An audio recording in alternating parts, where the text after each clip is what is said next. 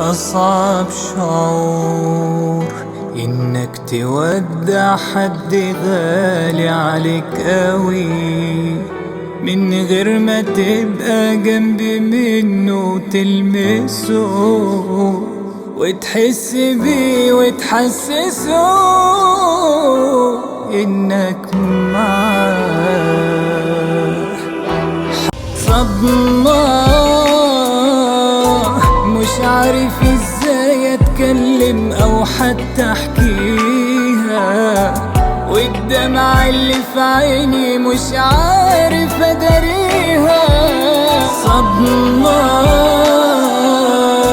مش عارف ازاي اتكلم او حتى احكيها، والدمعة اللي في عيني مش عارف اداريها.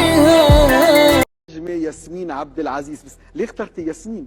لا، لأنه الفنانة الغالية على قلوبنا ياسمين عبد العزيز أراها بتقترب من مرحلة للأسف 24 25 امتى وكيف ما بعرف. هي مرحلة الانفصال عن زوجها الممثل أحمد العوضي وبشكل مفاجئ.